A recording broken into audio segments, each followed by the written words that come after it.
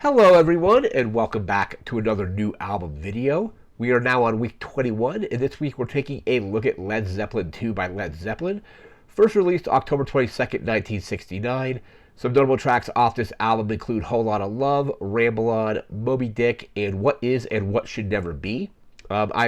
This was actually the first time I have listened to this album in full. I've heard some of these tracks, like particularly Whole Lotta Love, Ramble On, and Moby Dick outside of this album, like on playlists like Led Zeppelin, like Essentials, Greatest Hits collections, stuff like that, but I have never listened to the entire album from start to finish. It was recently featured on Apple's Top 100 Albums of All Time list. I don't remember what number it was, but as albums pop up on that list, I use Apple Music.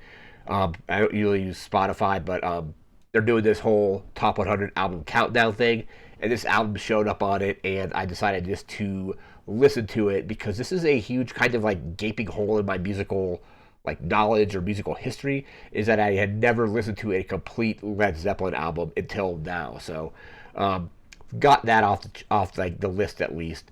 But I definitely need to go in and listen to some of their other albums because, like I said, I've only really listened to like greatest hits collections or essentials from them.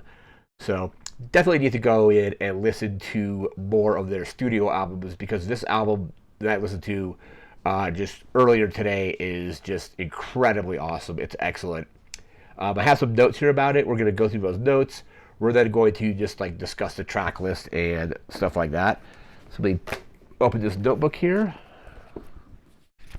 See where we're at. There we are. So Led Zeppelin 2, again, released October 22nd, 1969. This is their second studio album. A lot of people consider this to be their heaviest of their albums. And I don't really have anything to kind of compare it to because I have not listened, like I said, have not listened to a complete album from them up to this point. Everything else, like I said, was just greatest hits or what have you. But it was a pretty heavy album. It's about 9 tracks long. 6 of those 9 tracks were written by the band, while there were 3 other tracks that were reinterpretations of Chicago blues musicians Willie Dixon and Howlin' Wolf. So once we get to the track list, I'll tell you which tracks were the reinterpretations of those blues artists. This was also their first album to reach #1 in the U.S. and the U.K., so pretty good accomplishment there.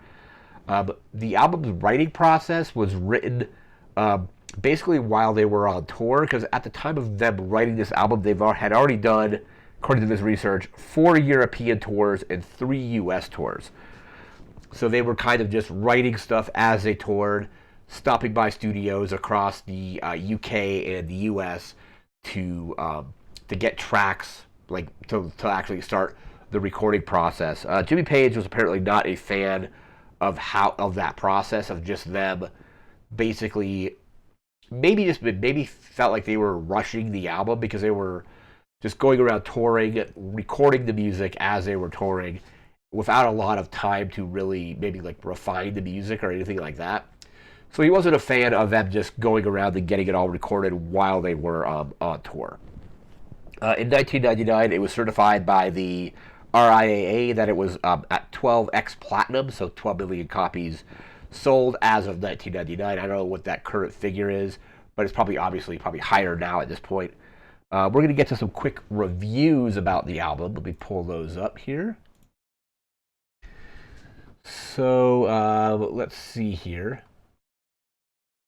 So with the retrospectives, there's another one for the 2014 reissue. So we'll go through all of them. So right now, AllMusic gives it a 5 out of 5. Blender has it out of 4 out of 5. Encyclopedia of Popular Music has it at a 5 out of 5. Entertainment Weekly gives it an A+. Music Hound Rock gives it a 4.5 out of 5. Q also gives it a 4 out of 5. The Rolling Stone Album Guide gives it a 5 out of 5. And we have a Tom Hole on the Web gives it a B+. And then those are the retrospective reviews. And then in 2014, it got reissued with some bonus tracks and things like that. These are the review scores from that. So Metacritic has it at a 95 out of 100. The Austin Chronicle only gave it a 3 out of 5, while Consequence of Sound gave it an A minus. Pitchfork has it at 10 out of 10. Q this time has it at a 5 out of 5, and Rolling Stone has it at a 4.5 out of 5. But in the Rolling Stone album guide, it's a 5 out of 5. So, some pretty good reviews overall. It's definitely a very heavy, very rock focused album. You could definitely see, because I've always heard people describe kind of Led Zeppelin as kind of like a precursor to like heavy metal, and you can definitely feel some of that influence in here with some of like the guitar work, and John Bonham's drumming is just on point on this album. You can definitely see why he gets thrown up there with all like greatest drummers of all time lists, like alongside like Neil Peart and drummers like that. Keith Moon, I think from the Who are usually on those lists, and his drumming across the entire album is just spot on. The lyrics and the guitar work, the bass work from John Paul Jones is also just completely on point as well. Just an incredible album. We're now going to get into the track list here. Just pull that up here. And before we get into the track list, the tracks that were those reinterpretations of let's see here, of Willie Dixon and Howlin' Wolf are the two tracks that Dixon worked on or they were reinterpreted by him are Whole Lotta Love and I think it was Bring It On Home. The other one by Howlin' Wolf is Lemon Song. So we'll get to those in just a second. But we have basically looks like maybe 10 tracks total with I think it was 9. I thought it was, unless there's like a bonus track or something like that was not on it. But let's see here. Total length of the album is 40 minutes and 44 seconds. So track 1 we have Whole Lotta Love.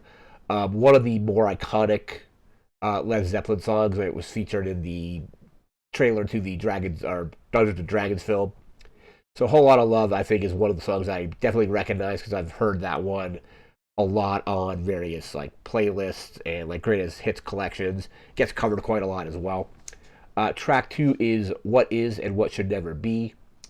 Track 3 is the Lemon Song. That is Led Zeppelin with Chester Burnett, and Chester Burnett. The Chester Burnett is Howlin' Wolf. That's like Howlin' Wolf being the stage name. So track 3 is a Lemon Song. Track 4 is Thank You. Track 5 is Heartbreaker. Track 6 is Livin' Lovin' Maid. She's just a woman. Track 7 is Ramble On. Track 8 is Moby Dick. Moby Dick is awesome. And then track 9, yes, I guess it is another track, but the way this track list is doing it off the vinyl listing. Track 9 is Bring It On Home. So side 1 has 4 tracks. Side 2 has 5 tracks. And speaking of Moby Dick has just this incredible John Bonham drum solo in it. When I saw Chevy Metal back in March, the band that was formed by Taylor Hawkins and now his son Shane basically runs the band. They did a cover of Moby Dick, and the drum solo, like Shane Hawkins' drum solo in that song was just incredible, but it's based on the amazing drum solo by John Bonham on that track. So Chevy Metal covered that at the show I went to back in March. But just the drum work on that particular track on its own is some of the best. I think my favorite tracks on here are probably, if we had to pick a top 3, it's probably Moby Dick, Ramble On, and probably Whole Lotta Love. Some very good stuff there. And I'll probably dip my toe more into the Led Zeppelin discography now. Like I said, I don't know why it took me so long to get a full album listened to in like one sitting from the start to finish. Like I said earlier, I mostly knew their work from just kind of what are considered like their greatest hits and all that kind of stuff. But Led Zeppelin 2, definitely an amazing album, top to bottom. Can't recommend it enough. Go definitely check that one out. I was inspired to listen to it because it showed up on Apple's top 100 songs or top 100 albums of all time list.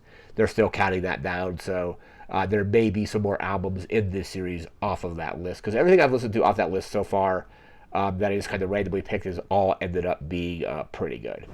But that's going to do it for now, so that will do it for this episode. Remember to like, comment, share, and subscribe. We'll be back again in a week from now with a whole new album. Don't know exactly what that's going to be just yet. Sometimes I don't know what album we're going to cover until I actually listen to it. So I have a huge list of albums I've listened to this year, so I might pick something off of there or just go with something completely different. But again, that's going to do it for this video. Thanks again for watching. Take care and have a good one. See ya.